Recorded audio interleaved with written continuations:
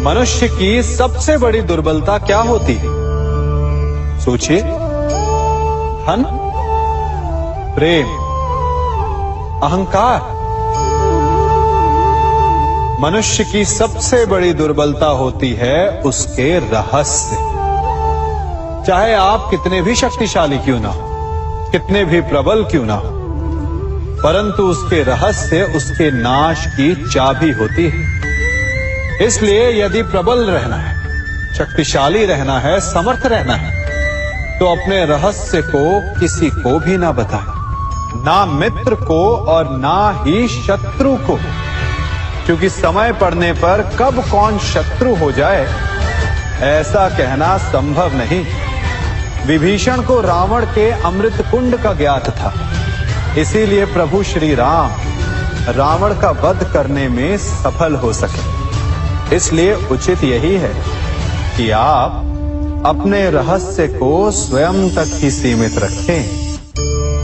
मनुष्य का मन बड़ा विचित्र होता है, कल्पना में ही विकास करता है, संपन्न भविष्य का स्वप्न देखता है और कल्पना में ही जो नहीं हुआ उससे भय खाता है। और यही भय मनुष्य का सबसे बड़ा शत्रु है। हमारे भविष्य के मार्ग में, हमारे आनंद के मार्ग में सबसे बड़ी बाधा है। अब आप लोग मुझसे पूछेंगे कि इसका तोड़ क्या है, भय से मुक्ति कैसे पाई जाए? तो ये प्रश्न आप स्वयं से पूछिए। तनिक सोचिए, जब आप एक सुंदर भविष्य की कामना करते हैं तो उसे पाने के लिए आप परिश्रम करते हैं ना? ठीक उसी प्रकार भय से मुक्ति पाने के लिए आप उससे लड़ जाएं और उसका निवारण आपको स्वतः ही मिल जाएगा। इसलिए जब भी भय आपको सताए तो उससे भागे नहीं, उससे घबराए नहीं, क्योंकि भय का काम ही होता है आपको भयभीत करना। इसलिए जब भी भय आप पर आक्रमण करे तो आप भी उस पर पहले ही आक्रमण कर दें। हम सब मित्रों के साथ रहना चाहते हैं, शत्रुओं से दूर रहना चाहते हैं। क्यों? क्योंकि हमें जीवन में आनंद पाना है, जीवन में आगे बढ़ना है, स्वयं को संपन्न देखना है। और यदि किसी से भी आप पूछेंगे कि जीवन में सफलता पाने के लिए सबसे अधिक आवश्यकता किसकी होती है, तो हर एक आपको लगभग एक ही उत्तर देगा। सफलता प्राप्त करने के लिए आपको सच्चे मित्रों की आवश्यकता होती है। परंतु यदि आपको और अधिक सफल होना है तो आपको केवल मित्रों की नहीं, शत्रु की अधिक आवश्यकता है। अब आप कहेंगे, ये मैंने कैसी बात कर दी? तनिक स्वयं सोचिए। जब भी संकट आता है तो मित्र क्या करते हैं? आपकी सहायता करने के लिए आपके साथ खड़े हो जाते हैं और संकट के समय में शत्रु और बड़ा संकट बनकर हमारे समक्ष खड़े हो जाते हैं। मित्र हमें सहायता देते हैं, अपनी शक्ति देते हैं, परंतु शत्रु आपके भीतर छिपी शक्ति को बाहर लाता है, आपको और अधिक बलवान बनाता है। संगति या साथ, मित्र और साथी मनुष्य के व्यक्तित्व के लिए सबसे महत्वपूर्ण होते हैं। अब आप कहेंगे, ये कैसे? मनुष्य अवश्य अपने व्यक्तित्व के लिए उत्तरदायी होता है, परंतु मनुष्य संगति में ना चाहते हुए भी उसका व्यक्तित्व संगत की भांति हो जाता है। इन पात्रों को देख रहे हैं, मध्य में जल रखा है, इसमें दूध है और इसमें मलिन कीचड़ रखा है। यदि मैं इस जल को इस दूध में मिलाता हूं तो ये जल दूध बन जाता है, और यदि इसी जल को इस मलिन कीचड़ में मिलाता हूं तो क्या हुआ? ये जल कीचड़ बन गया। ऐसी कोई युक्ति नहीं कि जल बिना घुले मिले दूध या कीचड़ में अपना अस्तित्व बनाए रखे या उनसे अलग रहे। और ठीक ऐसा ही मनुष्य के जीवन में भी होता है। यदि एक गुणहीन व्यक्ति गुणवानों की संगत में बैठे तो उसे भी गुणवान समझा जाता है, सम्मान का पात्र समझा जाता है। और यदि एक गुणवान व्यक्ति गुणहीनों की संगत में बैठे तो उसे भी तिरस्कार मिलता है। इसलिए अपने जीवन में सदैव संगति सोच समझकर सावधानी से चुनिएगा।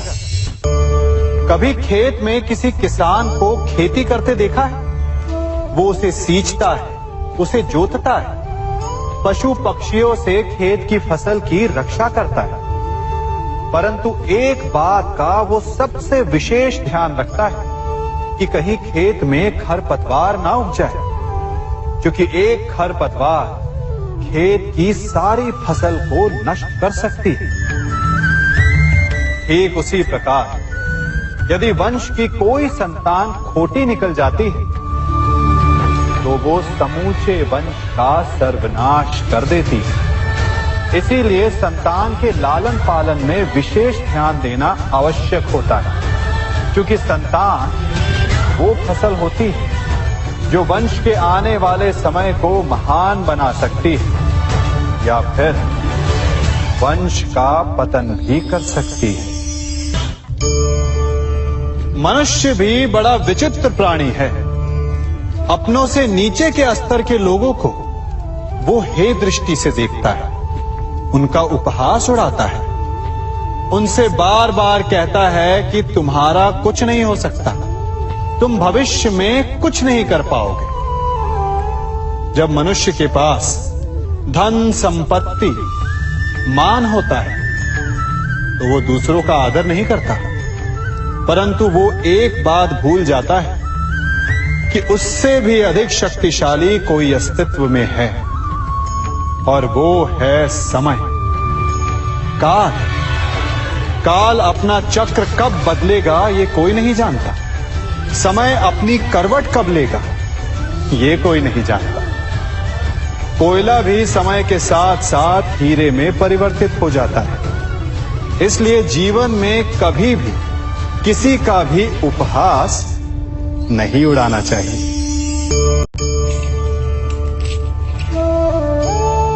बड़ी विकट समस्या है। मुझे स्मरण ही नहीं हो रहा कि इस गुच्छे की कौन सी चाबी इस ताले को खोलेगी। बड़ी देर से प्रयास कर रहा हूं, परंतु ये ताला खुल ही नहीं रहा।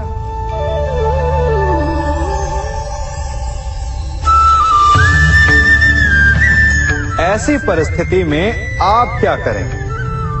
अधिकतर लोग ऐसी परिस्थिति में अपनी आशा खो बैठते हैं। उन्हें लगता है कि चाबी खो गई। वो तिलमिला जाते हैं, क्रोधित हो उठते हैं। परंतु उस समय धैर्य रखें तो गुच्छे की अंतिम चाबी ताला खोल सकती है। कुल्हाड़ी का अंतिम प्रहार वृक्ष को काट के गिरा देता है, परंतु क्या सत्य में कुल्हाड़ी का अंतिम प्रहार वृक्ष को काट के गिरा देता है? आपको आपका लक्ष्य दिला देता है?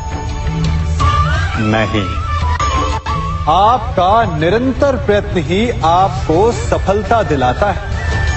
जब आपका मन निराश तो अपने कार्य में दुगनी उत्साह से जुट जाए, क्योंकि अनावरत बहता जल ही कठोर चट्टान को काट सकता है।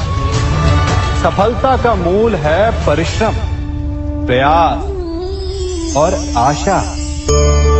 मनुष्य का जीवन ऋतुओं के समान होता है। आज ग्रीष्म तो कल वर्षा, परसों शीत।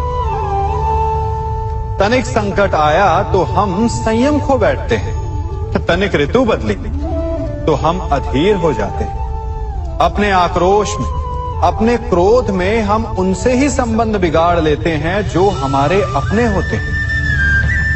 क्यों ऐसा होता है ना? हमें लगता है कि हमारे अपने फिर से मना लेंगे, परंतु स्मरण रखिए, सदा ऐसा करना संभव नहीं होता। सागर की उछलती लहरों को तट सहता है और यदि तट ही टूट जाए तो बाढ़ आ जाती है। हमारे संबंध भी दूध की भांति होते हैं। दूध तपकर उबल सकता है, परंतु यदि उसमें खटास आ जाए तो वो फट भी जाते हैं। और फटे दूध को चाहे जितना मत लो, उसमें से माखन नहीं निकलेगा। इसीलिए अपने संबंधों को संभल कर निभाना चाहिए।